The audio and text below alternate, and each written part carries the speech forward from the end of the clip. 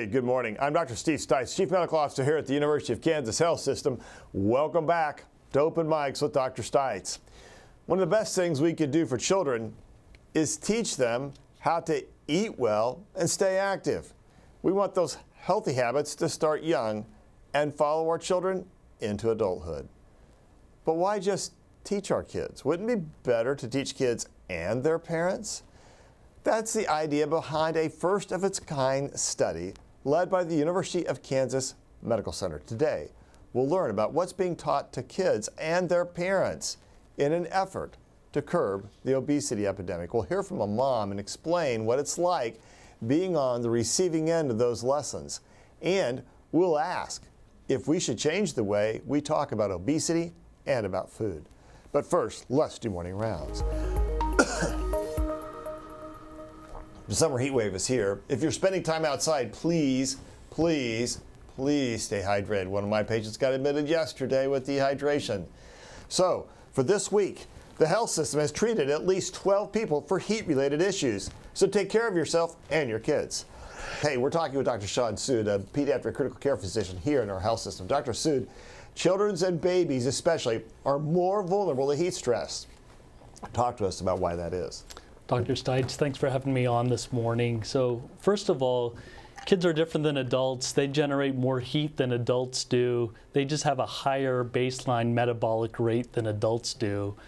Second of all, kids have a smaller body mass to surface area ratio than adults do, and so they're more predisposed to heat-related illnesses and injuries. And last of all, kids have less sweat glands and produce less sweat than adults do. So all three of these reasons, kids have a higher risk factor to have heat-related illnesses than adults do. And when they're young, they can't go get water and fluids, right? Somebody's got to help bring it to them. Correct. That's and so, like you said, hydration is paramount. You know, I didn't tell you. Okay, I really am not sick. I didn't say enough to you, but you've been on this program before, back in the height of COVID, so welcome back. Thank you. Thanks for having me back. We've seen the stories of parents leaving kids in their cars. Now, I'm sure you've treated kids that have been pulled from a hot car. First of all, maybe not the best strategy. Second of all, any other tips? Yeah, these are always sad cases. We always see 1 or 2 in the ICU per year. About 40% of the time, a parent has said that they forgot that their kid was in the back seat, and so a safety plan is always important. If your kid doesn't make it to daycare or school, make sure a parent is called and notified. About 20% of the time, a parent reports that a child was playing in an unattended vehicle, so the key there is to keep keys out of reach and make sure you teach your children that vehicles aren't an area for play. And something that I do personally is I always keep my wallet in the back seat every single time. And so when I leave my car, it forces me to go to the back seat, get my wallet, and just take a look at the surroundings in the back. That's pretty good. I'd have to remember I had my wallet in the back seat, but eventually I would get back there when I tried to do. All right, so when it's hot, you know, we'd say, well, let's keep our kids inside, but that's not always the best plan. So what can we do to protect kids if they want to go spend some time outside? Yeah, it's a hot start to the summer right now, and you know, if it's unavoidable and you have to have your kid to go outside, there's a few things you can do. Number 1, number 2, number 3 is hydration. Make sure that your kid is equipped with non-caffeinated beverages to really stay hydrated. Pedialyte's great. Number 2 is have very loose clothing and light colored clothing. It's better than tight or dark colored clothing. So if they have to be out, make sure it's loose and light colored. And then lastly, if they have to be outside, try to schedule it while trying to avoid peak summer hours in the summer heat. And so usually between 1 to 5 p.m. is peak heatness. And so if you could schedule things around that is always beneficial to the kids. And so, okay, is that a new term you've invented? Peak heatness. I like that. That's pretty good. I think you're saying the blazing sun and the highest temperature and the humidity of the afternoon. Man, those things combine to be some pretty powerful things. At your point, if you don't think about hydrating very well, or if you're not feeling very good, let's say, and let's say if you have the flu or something, you're trying to go outside, that is like a danger zone. 100%. It's tough, and we've already seen some cases, and these prevention tips are always helpful to keep kids protected. All right, well, thank you, sir. I really appreciate you coming down this morning. Have a great day. You too. All right, joining me today are two co-principal investigators to the study that we've been talking a little bit about. Dr. Christy Beffert. I didn't do it right, Dr. Christy Beffert. You know, I rehearse these last names before we get on the stage, right? But I do it every single day. And inevitably, something pops out of my mouth that was not the rehearsed plan. All right, Dr. Christy Beffert is a behavioral scientist researching obesity treatment and interventions, especially in rural areas. Dr. Ann Davis is a clinical psychologist and director of the Center for Children's Healthy Lifestyles and Nutrition. I think you do a little work both here and at Children's too, right? Yeah, that's correct. A big darn deal. Mm-hmm. And together, they're leading the study called I Am Healthy Parents First. Okay, did I say that right? Yes. I Am Healthy Yep. Parents First? Mm-hmm. All right. Glad you guys are both here. Thank you for being here. Yep. All right, in a few minutes, we'll hear from Andy Fincham and her 11-year-old son, Wake. They're going to join us from their home in Beloit, a town in north central Kansas, about a 3-hour drive west of Kansas City. I'm looking forward to learning and hearing about their experiences. Dr. Beffert, start us off with a little bit of context. When we say childhood obesity, and then we use the word epidemic, is epidemic a fair term? Epidemic is a fair term. It's actually been called that since about the mid-90s, and it's because of a tripling of a diagnosis of obesity, which is a certain body mass index, from the mid-70s to the mid-90s, and it's continued to just gradually increase on a yearly basis since then. So it simply means it's widespread. But why? Why did it increase from the 70s to then? What changed? Well, we think it has a lot to do with the food environment and the built environment. So food environment, overabundance of food; built environment, a lot of automation of things and less physical activity. So that was sort of the beginnings of it, and then our physiology interacts with that, and it's kind of a perfect storm. Yeah, it has been. It's been a challenge. Now today, we're going to hone in a little bit on rural health care. So why focus on people in rural areas? So people in rural areas have access barriers to health care, and they also have higher rates of overweight or a diagnosis of obesity.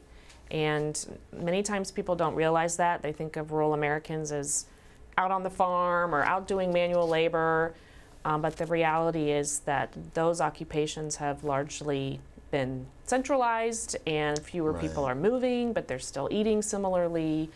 And so there's just a real need, and it's been under-recognized and underfunded, and so I think the tide has turned, and there's more programs available now for rural Americans. Okay, so I'm just going to lead to a little bit of my speculation here. So maybe not quite as active. Food choices, there's an abundance sometimes of food. And then the people who try to sell us food know that that combination of salt and fat is and sugar, pretty powerful, and they keep giving us more foods like that. Mm-hmm. Is that part of the story? Absolutely. Yeah. Yep.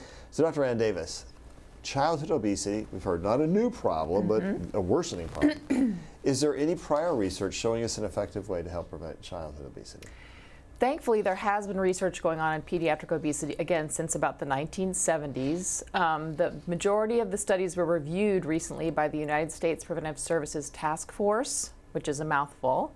But a lot of words. Yeah. I stumble over those. Yeah, I have to say them a lot. But their recommendations suggest that pediatric obesity treatment programs that have at least 26 contact hours are significantly more likely to be effective.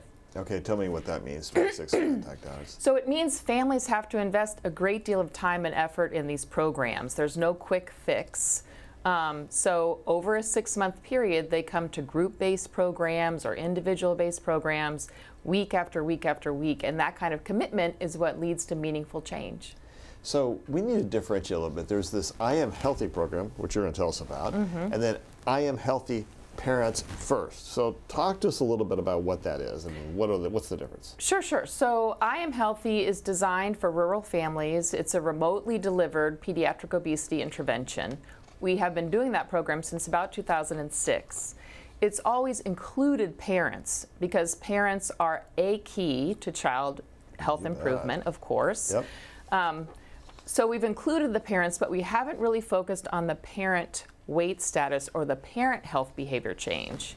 And our research shows that the majority of children who participate in our programs have parents who also need to improve their health habits. Yeah. So I was excited to partner with Dr. Beffert on this newest study.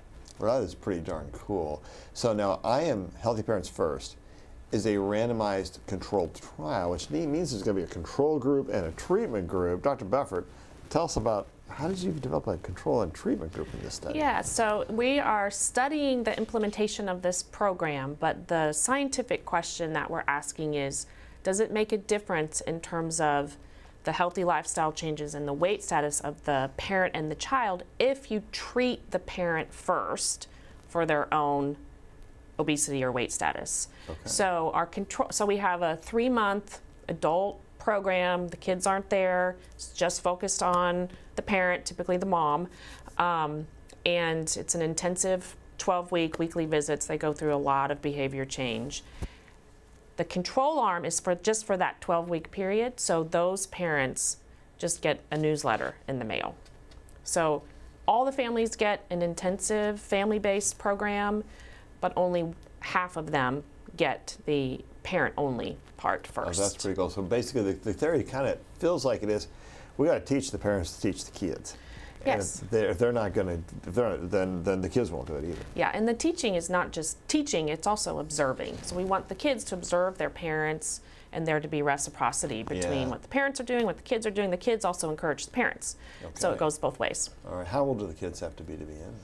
6 to 11. All right. So now, let's turn to Mandy and Wake Fincham in Beloit. First of all, Mandy Wake, did I say the last name correctly? Yes. Awesome. See, I am educable. Mandy, how did you hear about I Am Healthy and why did you sign up for it? Yeah, we got a letter in the mail from our local clinic, and I think we actually got a couple of them within a couple of months. And I think I actually got a letter home from our son's school in his book bag, 1 or 2.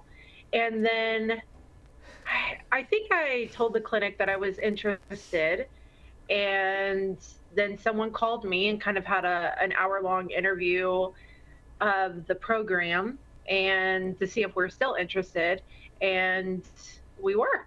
So a couple different avenues. Awesome. So a little communication, make sure people knew it was out there.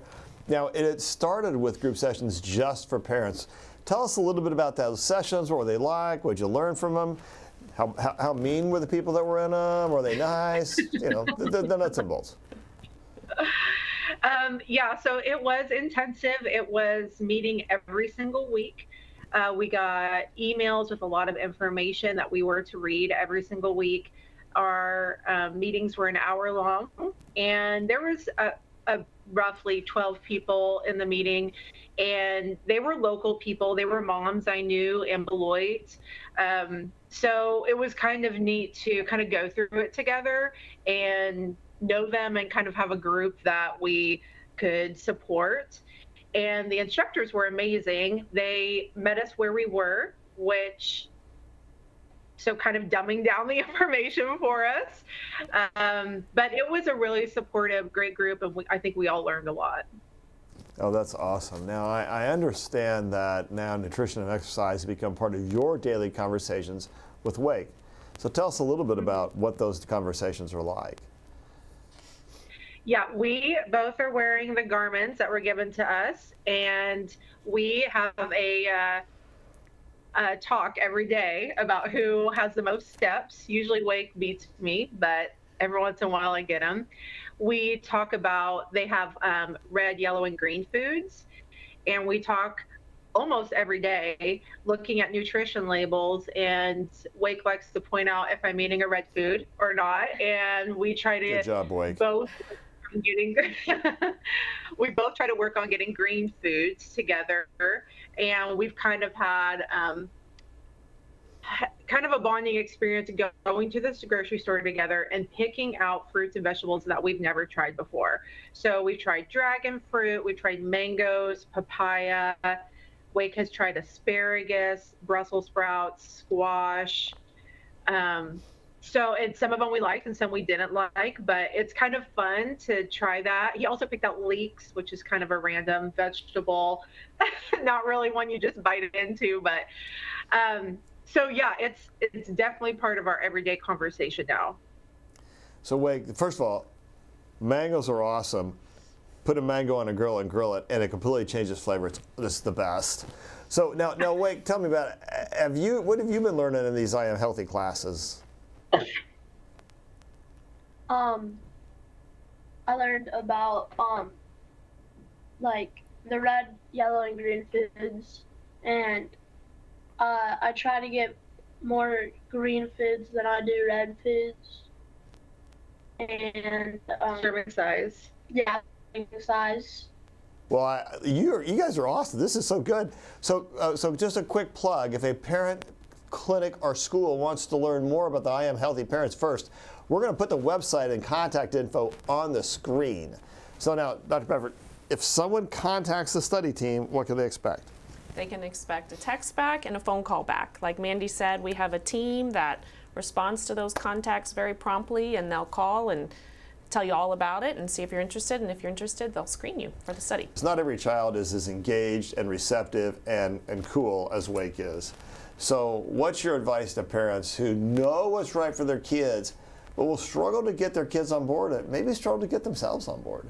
Yeah, that's a lot of what Dr. Bedford and I do as psychologists. So a lot of us know what we should do, but it's actually the doing of it that's very hard. So in I Am Healthy Parents First, we focus on nutrition, activity, and then a topic called behavior modification or parent training. So we give parents a lot of tools that they can use on a day-to-day basis to join with their kids in this journey, just like you saw in Mandy and Wake, which is so fun to see, by the way. It is great to see, and it means that Wake gets to control his mom, which if you're a kid, is there a better thing going on? What a great program, teaching you how to do a little mom control. All right, so now we're going to have more to discuss, and if you want to be part of that discussion, send us your questions. The links are here on your screen with YouTube, Facebook, or email, the Medical News Network. Okay, now this is normally where we would talk with Dr. Dana Hawkinson, but Doc Hawk has earned some good time off this week, and we're going to catch up with him next week. All right, now the stigma surrounding obesity is starting to change because historically we've said that was a choice, you don't need to do that, and you're doing it to yourself, and it's your own fault. But some people still think of excess weight as a personal failure, even though it's clearly a disease. The logic, though, is if your child's overweight, you've done something wrong as a parent. Dr. Bedford, talk to us about that way of thinking and how maybe it's beginning to really change. Yeah, it is beginning. Well, not beginning. I would say that the tide has turned. In 2013, the American Medical Association came out with a statement that said obesity is a chronic disease, which made it the #1 chronic disease in the country. Yes. And there was some backlash against that at the time. It was on the front page of a lot of newspapers. And it sort of kind of creeped along for a few years in terms of people's thinking about this. And I'd say in the last 4 or 5 years, especially as the more options have come out with medications and we understand the physiology better and what can happen over prolonged periods of time of, discrepant energy balance, meaning how much is coming in versus out, is that your body adapts and it turns into a chronic disease. So it's something that tons of people battle on a daily basis. It's extremely difficult. And we constantly talk to people about this is not a willpower issue, but you have to see what you have control over, what you don't have control over. We try to help them with the things that they do have control over and also address it in a way that doesn't reinforce any kind of stigma or shame about it. So it's interesting to think about it like that because some people say, well, gosh, it's a personal choice. And yet, in some neighborhoods where there are food deserts or in rural areas where there can be a food desert, you turn to the things that are easy and most accessible. The food service industry is pretty smart, man. They put foods that, that stimulate those, I want to eat that potato chip, I want to eat that piece of candy pretty well. Sometimes it's hard to get to the healthy food, so you really got to retrain how you think. Yes, absolutely. And the food industry used to market based on portion size. And then some documentaries came out. I don't know if you guys remember that. Documentaries came out. Super Size Me. Yeah, Super Size Me, that really hit that hard, and then they kind of stopped using that strategy as much, although it's still out there. But yeah, the hyper-palatable foods are things that just taste really good and have that addictive qualities. So I just have to ask you guys, does the study show that this works? Is it making a difference, or can you say? It's too early. We're so excited to have Mandy and Wake and other families participating, but we need more families. So we'll be recruiting for the study for at least the next year. So Mandy, Wake, I heard from you. You felt like this helped a lot. Mandy, what do you think? Yeah, absolutely. I think it started a conversation in our family, and a lot of the behavior changes. I think, they talked about goal setting and and things that could be a big part of your life, and not just what you're going to be eating that day or what you're going to be doing for exercise. So I think it honestly really helped the whole family. And man, just to say out loud, based on what we're hearing from Wake, it sounds like you have to do a little more homework because you got to get your grade up a little bit more. I mean, didn't he give you a B-? Isn't that what he said? It's tough, man. Yeah. It's tough. He likes to point out everything. That's awesome. Okay, there are also shifting attitudes. There are also some shifting attitudes around the way we think about food. And sometimes we think some food is good for you, some other food is bad for you. Now, I even found that trap a little bit earlier here. I did avoid the use of the word junk food because I knew that was in the script, but maybe we should stop using good, bad, or even junk food.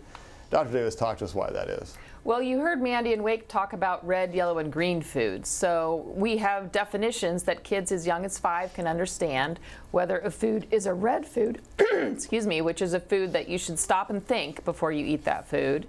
And then a yellow food is a caution food, or a food that we want to eat, but that we need to be cautious about number of servings per day and serving size. And then green foods are go foods. You can eat as much as you want, as often as you want. That's what we teach the kids. And when these types of diets were originally formed, kids were eating around 4 red foods per week. Now our kids that are entering the study are eating around 8 red foods per day. Yeah. Oh my. So it's these hyperpalatable foods that Dr. Beffert was talking about are just much more prevalent, and there's a lot more of them.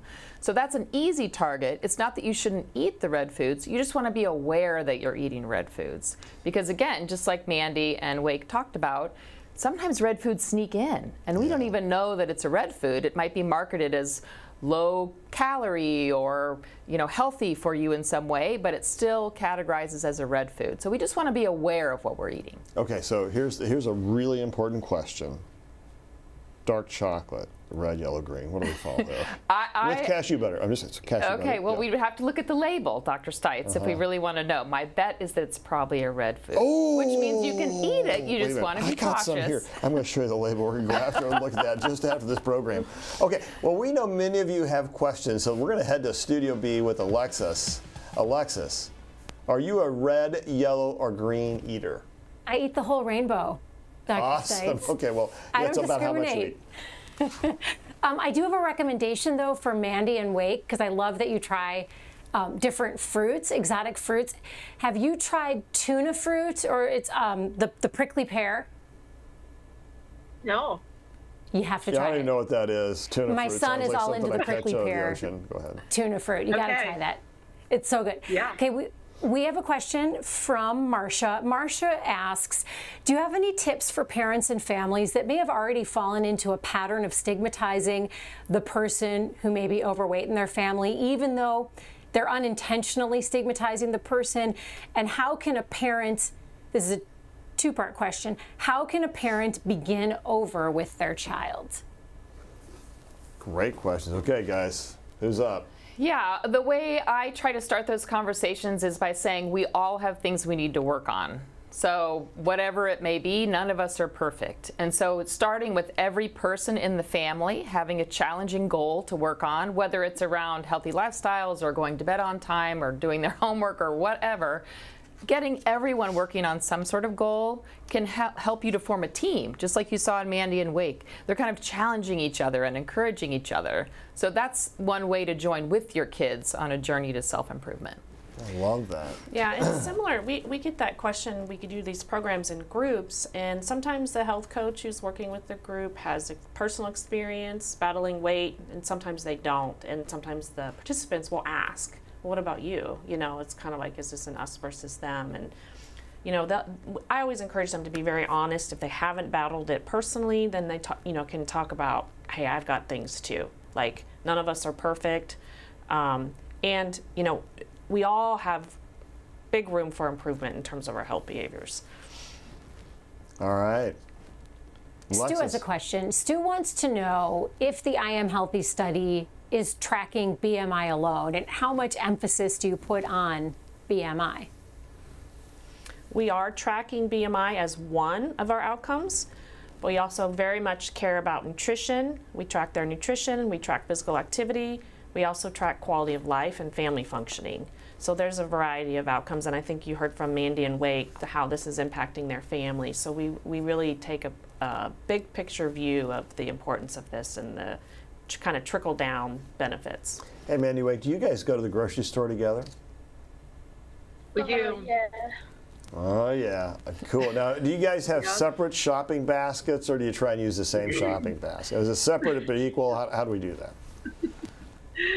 We use the same, but honestly, before this program, he didn't go too often, and he would just, bypass the fruit and vegetables and go somewhere else. But now we stay in that area a long time and look at things and decide what new thing we're going to try this week, and I have him pick out things that he will eat. So definitely has changed the way we shop. I'm with you. Go ahead. Sometimes we get new fruits that we haven't tried, and we put it in a fruit bowl with some other fruits that we do like. So it kind of lasts a few days, and we can just grab it. I And he love helps me that. chop it and wash it, and yeah, which he never did before. Wake, you are like the perfect student. A+, not an A, Wake. A+. Alexis. Mandy seems to have cracked the code on how to get our sons that are growing up to want to spend more time with us. As a mom of a teenager, Sons and daughters. Let's not be exclusive here. Let's not leave anybody out. I just love that you guys do so much together and you shop together, which leads me into Marie's question. Marie wants to ask Wake. Wake, what activity do you love doing most with your mom that maybe you didn't do before this study, in addition to shopping, grocery shopping? Do you the cook together? exercises. We chop together. Okay. Exercises for I Am Healthy. Yeah, when some Saturday mornings, the I Am Healthy program has exercises, like as a group that we do, and we do it, and it's always fun, and we didn't do that before. Yeah, it kind of caters to that. family, like kids and parents, and we do scavenger hunts and dance and partner exercises. So that's really fun to work out with him and stay active. That caters to the child. What a great side effect of the study. This is beautiful. No, this is the best. It's I just love great. it. Georgianne writes, this is an excellent topic and program. Parents and kids helping each other. Thanks to all involved. And then Jeremy has a nuanced question. Jeremy wants to know, how do you find the balance between not beating yourself up for not being in the physical state you wish you were in, wish you should have for your health, versus leaning too far into the idea of, I'm fine the way I am and I'm happy with my body? So how do you balance those two? That's a darn good question. That's a good one. I think the thing I thought about with that question was picking small goals that you can sustain and be successful with. So we always tell parents, we want parents to pick a goal for their kids where the kids can be successful about 7 out of 10 times, because that builds your momentum to then move to a harder goal and a harder goal. So I think setting appropriate goals would be something I'd start with. You know, I was just going to say, I think it's about making sure that you use the motivation to make a change as the way to help drive your change, but work with your professionals to figure out what's the change you want to target. You don't want to overdo that change. Yeah, we call that acceptance and commitment. So you do Yeah. both at the same time. Yeah. You accept where you are, and you commit to those, goals and small changes that you want to start. Okay, Dr. one- Peffert, I understand there's been one more question for One you. more question for Dr. Beffert. Marcia wants to know, Marcia writes, Dr. Beffert's with the Cancer Center, so how did she get involved with this program? And what motivated Dr. Beffert to get involved in public health? How does it relate to her work with cancer? So obesity is the second leading cause of cancer. So I work with adults and parents across the state to try to help them battle this. And my role in the Cancer Center is largely focused around our initiatives in preventing and treating obesity. All right, this has been a great discussion. I'm really grateful for all of our guests for being here. Not only are our two good folks here, but Mandy and Wake, awesome. I want to hear some final thoughts before we go. Mandy, I'm going to start with you. Final thought. We're very thankful that we have the KU Medical Center and that they want to choose to work with rural areas. I think sometimes you get to Western Kansas and we kind of get forgotten, but we're so thankful for this. I know that other participants in Beloit are also thankful. I think Wakefield and I's bond has grown, and we get to have conversations around health that will lead us through our whole lives. That's great, and then you're so right. What we do need to do more in rural America. Wakefield, final thought. I think this has helped us a lot with the stoplight a lot, because the reds, yeah, you don't really want to have much of them. The yellows you want to have sometimes, and the greens you want to have all the time. And that has helped us a lot with going to the store together and bonding and getting green foods, more green foods at the store than we get red foods. Yeah, that's a good, go ahead. Exercise. We exercise a lot more. And Wake, I meant to ask you, what's your favorite sport? Your mom mentioned that's really something important to you. I love sports. What's your favorite sport? Wrestling is my favorite. Awesome. And are you a Kansas City Chiefs fan? Yes. Yeah. Okay, Wake, clearly it's an A++ for you, buddy. All right. Dr. Davis. Final thoughts, let's see. I guess I would say the journey to having a healthy lifestyle starts early. So it's really fun to get to work with families like Mandy and Wake and, help them to, continue their journey to live a healthy lifestyle. So I'm delighted to work with rural families. It's been my passion, and it's a lot of fun.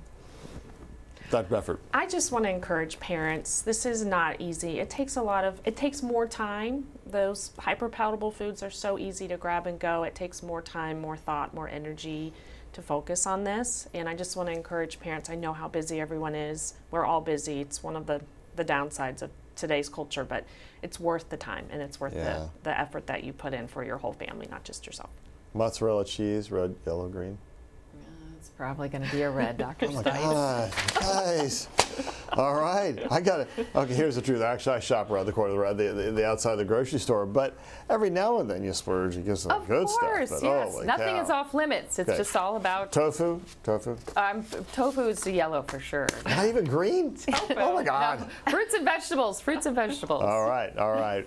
Well, this has been a great program. I want to say thanks to all of our guests, and thanks for having a little bit of fun as we take on this topic. To be healthy, you got to be healthy, right? And at the end of the day, you've heard the thing, we are what we eat, but more than that, we are how we approach our lives. And when I'm in the clinic with my patients, and they say, how can I feel better? I'm like, you got to be healthier. And the way to be healthier is you got to address it in every part of your life, not just in one part. And sometimes that's hard because we've got habits that we like dark chocolate. But at the end of the day, if you really want to be healthy, you got to be healthy. All right, thanks again to all of our guests and to our audience. Remember, faith, hope, and science, that's the combination to better health. We'll talk to you soon. Subscribe to our morning medical update and Open Mics with Dr. Stites podcasts. Now, everywhere podcasts are available.